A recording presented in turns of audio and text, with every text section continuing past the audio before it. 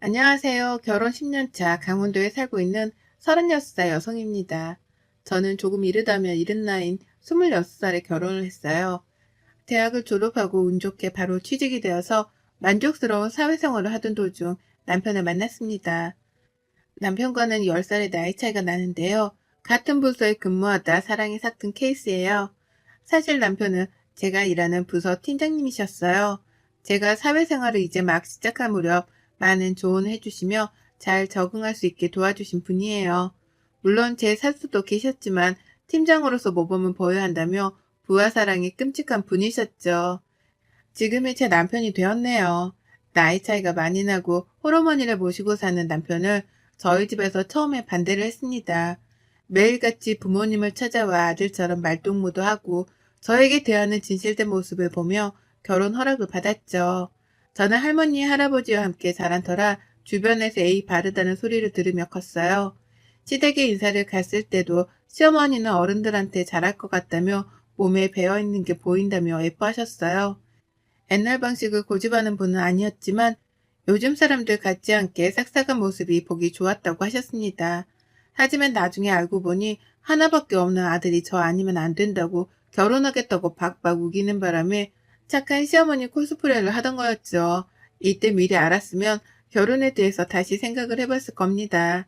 아무튼 그렇게 저희는 2년 정도의 긴 연애를 끝으로 부부가 되었습니다. 저는 대학도 나름 알아주는 곳을 나와 대기업에 바로 취직하며 사회생활을 시작했는데 집안일도 어느 정도 할 줄 알고 이 정도 커리어면 어디 가서 빠지지 않는다고 자부할 수 있거든요. 제가 대기업을 다녀서가 아니라 솔직히 저 20살 되면서 부모님 지원을 일절 안 받고 제 스스로 노력해서 여기까지 온 겁니다. 그래서 생활력 강하다는 소리도 많이 듣고 멋있다는 소리까지 들으면서 살거든요. 저는 제가 부족하다고 느낀 게 없었는데 시어머니 눈에는 그게 아니었나 봅니다. 결혼을 준비하면서까지는 별 말씀이 없으셨는데 결혼 후 태도가 확 달라지신 거 있죠? 신혼여행을 다녀와서 첫 아침을 차리는데 편한 복장으로 주방에 들어서는데 누가 예의도 없이 그런 복장으로 주방에 들어오니? 한복 입어야지. 그런 기본적인 것도 몰라? 라며 저에게 지적을 하더라고요. 밥은 할 줄 아냐며 냉장고는 수시로 닦냐며 양말은 따로 빠냐며 사사건건 참견해.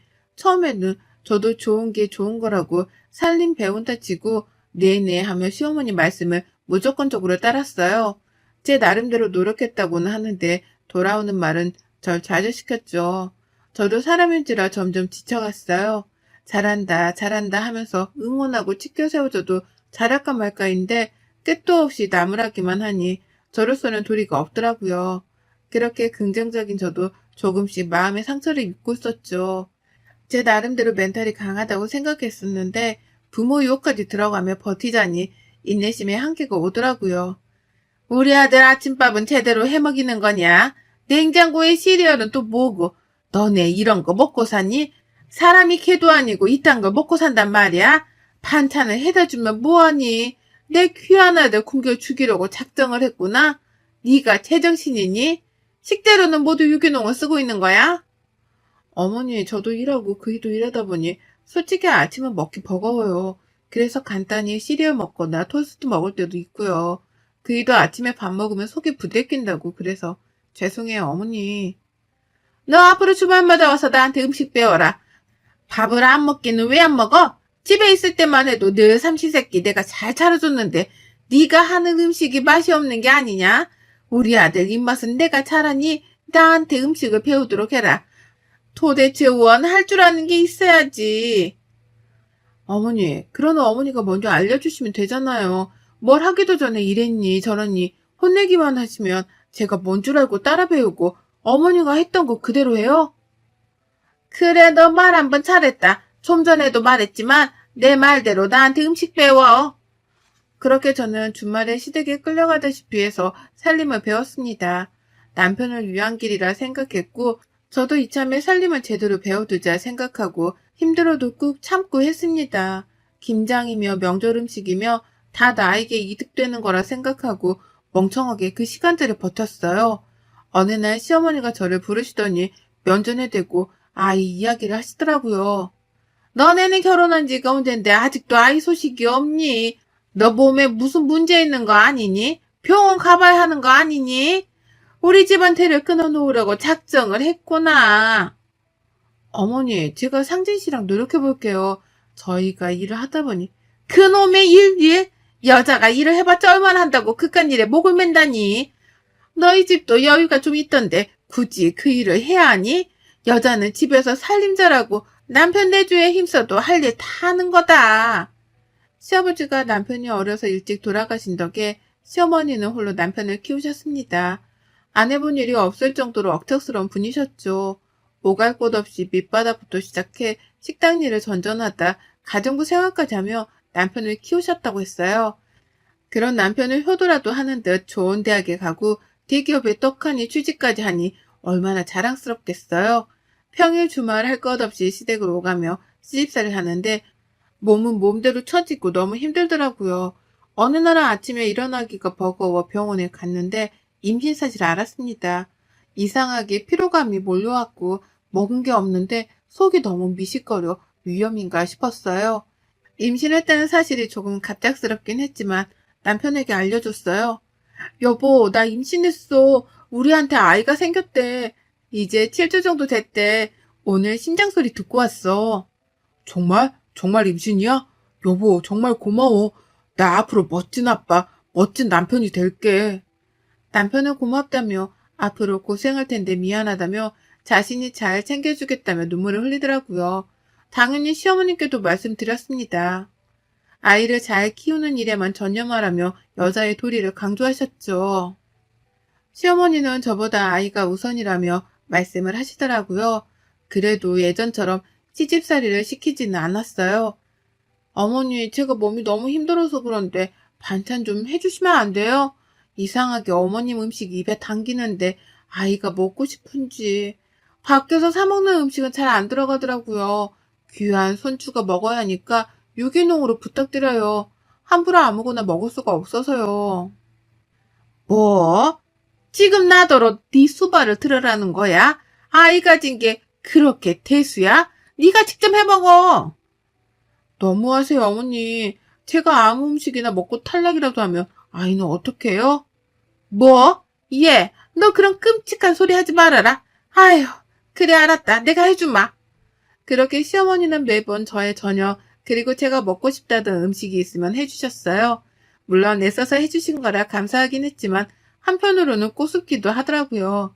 혹여나 아이가 잘못될까봐 계속 직장을 관두라고 종용하시는데 어렵게 들어간 회사이기도 하고 제 커리어를 포기하고 싶지 않아 고집을 부려 퇴사하지는 않았어요. 몸이 많이 힘들고 시집살이까지 견뎌내느라 매일매일이 고됐지만 안정기에 접어드니 마음이 놓였습니다.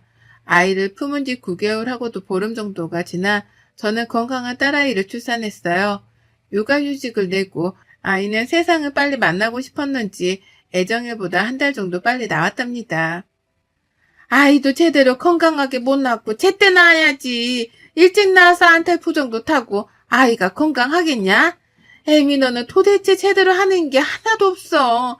집안일을 잘하기를 하니 아이를 잘 낳기를 하니 저 아이 아프면 다 네 탓이다. 그리고 이왕 낳는 거 떡두꺼비 같은 아들을 떡하니 낳았어야지. 딸이 뭐니? 어머니, 제가 몸에 문제가 있었나 봐요. 어머니가 해주신 음식이 문제가 있었나? 제가 먹은 거라곤 그것뿐인데요. 그래도 소중한 아기이고 지금 상태가 괜찮다고 하니까 너무 걱정하지 마세요. 앞으로 건강하게 잘 키우면 되니까요. 아이를 낳고 거동이 불편해 침대에 누워있는 사람한테 하는 말 치고는 너무한다 싶을 정도였어요. 어머니가 아들도 못 낳냐며 비꼬길래 제 몸이 이상한 거 아니냐길래 맞받아 쳤습니다. 제대로 마음의 상처를 입고 정신이 피폐해지던 건 아마 그때부터였을 겁니다. 가뜩이나 육아로 잠도 제대로 못 자고 출산 후에 변화된 내 몸에 스트레스를 받고 있는데 직설적인 우리 시어머니는 살을 좀 빼야 하는 거 아니냐? 나 때는 출산하고 다음날 애 업고 와서 일했다. 모유 수유해라. 라며 온갖 간섭질을 다 하더라고요. 남편은 하필 부서도 바뀌는 바람에 출장을 자주 다니는 상황이었고 집에 같이 있던 날이 별로 없었죠. 자기야, 나 너무 힘들어. 어머니도 상대하기 벅차고 조금 일찍 들어오면 안 될까? 미안해, 여보. 지금 맡고 있는 프로젝트가 큰 건이라 나도 여보 도와주면서 같이 육아하고 싶지만 지금 그럴 수가 없어. 나중에 아기랑 같이 먹고 살려면 빠듯한데. 그럼 자기도 바쁘고 나는 혼자 있고 우는 애한테 신경질이라도 내니? 내가 과부니? 내가 미안하다고 했잖아. 왜 이렇게 애문하게 구는 거야? 내가 노는 사람도 아니고 도대체 왜 그래? 당신 힘든 거 충분히 이해하고 나도 미안해 하고 있어. 근데 나한테 뭘 더 어쩌라는 거야? 나는 안 힘든 줄 알아? 나도 힘들다고. 기댈 곳이 없던 저는 우울감이 날로 커져갔고 급기야 남편을 붙잡고 매일 엉엉 울다시피 하며 지냈습니다. 시어머니요? 제가 힘들어도 절대 수고했다, 잘했다 한마디 없으셨어요. 아이가 조금이라도 감기 기운이 있을 때면 제 몸 관리를 지적하면서 집안 얘기를 꺼내질 않나. 조리원에서 퇴소 후 집에 갔는데 시어머니는 여전히 불시에 집에 와서는 밥을 차려라. 청소는 했냐? 이번에 동창회 모임이 있는데 다 같이 먹을 음식 좀 하라며 닥달을 하더라고요. 미친 척하고 배달 음식을 시켰어요. 요즘 홈파티하는 고객들이 늘어나 서비스도 괜찮았고 레스토랑에서 식사하는 것 못지않게 맛도 있고 품질도 좋았거든요. 당연히 그걸 본 시어머니는 얼굴이 일그러지셨고 어머니의 동창분들이 가시고 저를 불러 세우더라고요. 순간 눈에 별이 번쩍했어요. 시어머니가 제밤을 쳤기 때문이죠. 우는 아이를 보며 잠든 아이를 보며 그저 아들을 못 낳은 아이를 건강하게 낳지 못한 건 내 탓이라 생각하며 겨우겨우 버텨내길 2년. 우울감은 극에 달했고 병원에 상담을 다니며 약을 처방받아 먹게 되었어요. 그랬더니 그마저도 정신병원에 미친 사람들만 가는 거 아니냐? 하며 막말을 하길래 더 이상은 못 참겠더라고요. 야근을 끝내고 집에 돌아온 남편을 기다렸다가 이혼을 통보했습니다. 어머니 말씀이 너무 지나치세요. 미친 사람들이라뇨. 말조심도 하셔야겠네요. 미친 건 안 돼 미쳤다고 하지. 왜? 뭐가 잘못됐니? 그래요. 다 제 탓이겠죠. 그렇게 애지중지하는 아들 그리고 손녀 데리고 잘 살아보세요. 저는 이쯤에서 빠져드릴 테니 뭐든지 잘하시는 분이니까 따로 말씀은 안 드릴게요. 그이랑 잘 상의해서 아이 유기농을 먹이면서 잘 키우시겠죠. 나중에 자라서 저처럼 부족한 여자 안 되려면 지금부터 미리 조기 교육이라도 시켜야겠네요. 수고하세요. 뭐? 너 그게 무슨 말버릇이야? 네 집에서 그렇게 가르치던 이런 버르장머리 없는 경우를 봤나? 야, 너 이리 안 와? 야, 지금 야라고 하셨어요? 저도 어머니 부모님이 지어주신 이름 있고요. 어머님한테 야라고 불릴 만큼 그런 하찮은 존재 아니에요. 교육은 어머니가 못 받으신 것 같은데요. 지금 상당히 무례한 거 아시죠? 뭐 이런 게 다 있니? 하나밖에 없는 귀한 아들이랑 결혼하겠다고 했을 때부터 마음에 안 들었어. 너 같은 며느리 필요 없다. 훌륭한 아가씨들 널리고 널렸어. 너 당장 나가. 어머니 비위 맞춰줄 여자가 몇이나 있는지 궁금하네요. 애 딸린 돌싱과 아나무인 시어머니 과연 어떤 여자가 미쳤다고 시집 오나요?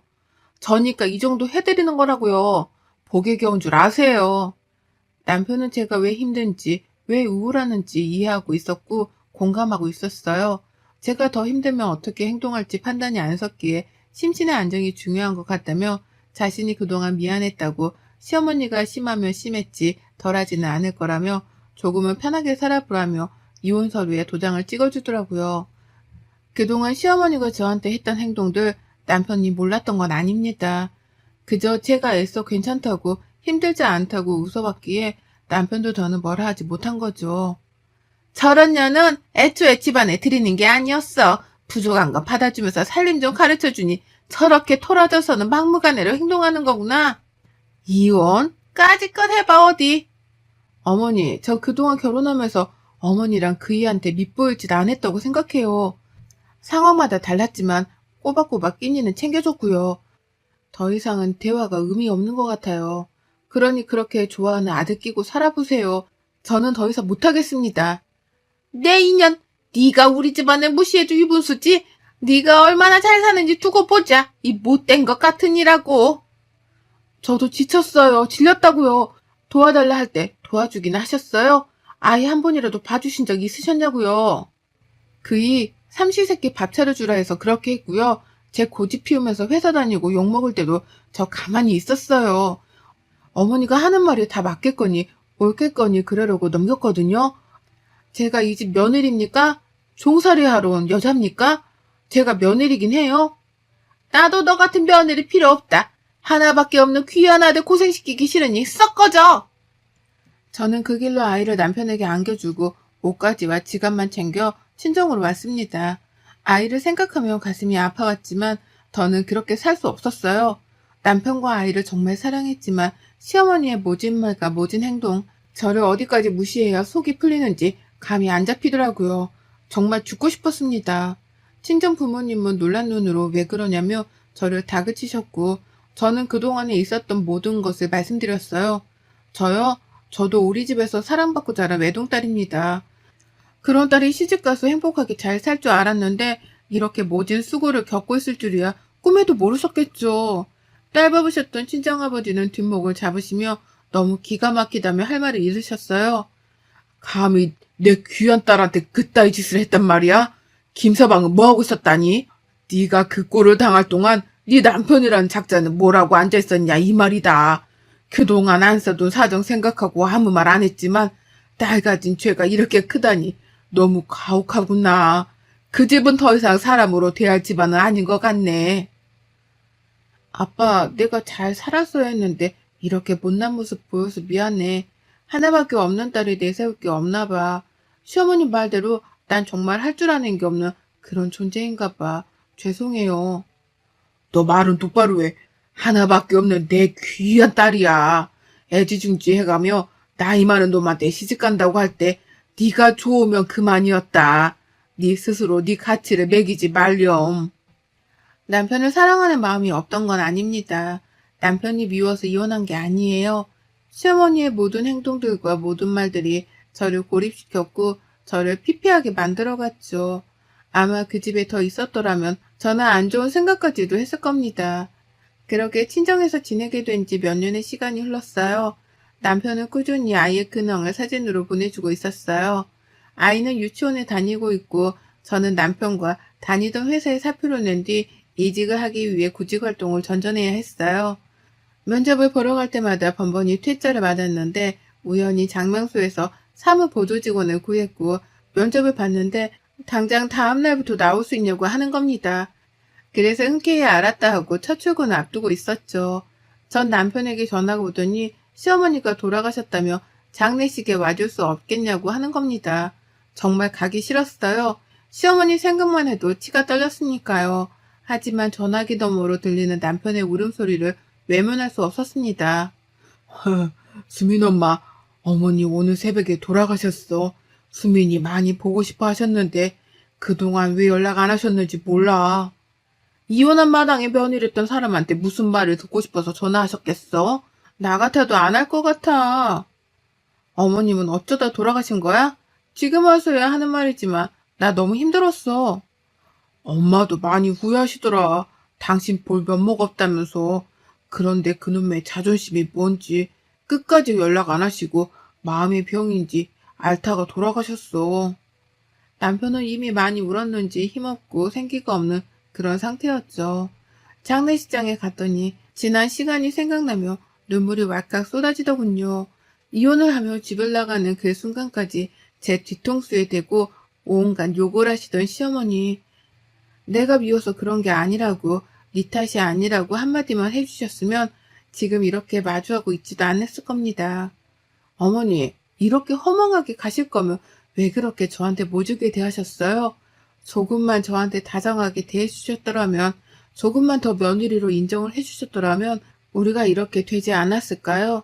전 그때만 생각하면 아직도 어머니가 많이 원망스러워요. 왜 내가 못마땅했나, 무엇이 마음에 안 들었나 다 묻고 싶네요. 그곳에선 편안하셔야 해요. 우리를 알던 많은 사람들이 조문을 왔고 어머니를 떠나보낸 지 반년 정도가 지났어요. 여보, 우리 다시 시작하면 안 될까? 아이도 그렇고 나도 그렇고 나한테 한 번만 기회를 주면 내가 정말 열심히 살게. 당신한테 못해줬던 거 반성하면서 살게. 내가 바로 확답을 못하겠어. 나도 생각해봐야 하고 섣불리 얘기할 수 있는 문제가 아닌 것 같아. 엄마 돌아가시니까 알겠더라. 그땐 나도 어린 마음에 자기가 괜찮다고 하니까 그러려니 했지. 하지만 내가 그랬으면 일단 나 오늘은 먼저 자리에서 일어날게. 연락할게. 며칠을 한참 고민했어요. 힘은 들었지만 지금까지 잘 살아왔고 계속 이대로 사는 게 맞는 건지, 지금까지 저를 찾은 적이 없었지만 엄마가 생겼다며 좋아할 아이의 모습이 떠올랐습니다. 결국 부모 없는 아이로 낙인 찍히게 하고 싶지 않았기에 재결합을 하기로 하고 살림을 합치기로 결정했죠. 이혼할 당시 남편과 저는 서로가 싫어서 이혼을 한 게 아니기 때문에, 그리고 시어머니가 돌아가셨기 때문에 저희가 같이 안 살 이유도, 굳이 거절할 이유도 없었거든요. 무엇보다 아이가 자라면서 부모가 없는 아이라며 막말을 들을 것이라고 생각하니 머리가 아팠고, 아이를 생각해서라도 재결합을 해야 했어요. 남편과는 원만한 관계로 잘 지냈고, 남편은 회사에서 본부장으로 진급까지 했습니다. 강원도에서 회사에 분점이 생겼는데 자리 잡을 때까지 직원들을 교육하고 훈련시키는 업무를 했고, 강원지사 총괄 책임자로 가게 된 거였어요. 그렇게 남편을 따라 강원도로 이사 가게 되었고, 지금까지 잘 살고 있답니다. 뱃속에는 둘째를 품고 있고, 내년 봄에는 귀여운 아들이 태어날 예정이랍니다. 여러분의 생각은 댓글로 남겨주세요. 오늘도 시청해 주셔서 정말 감사합니다.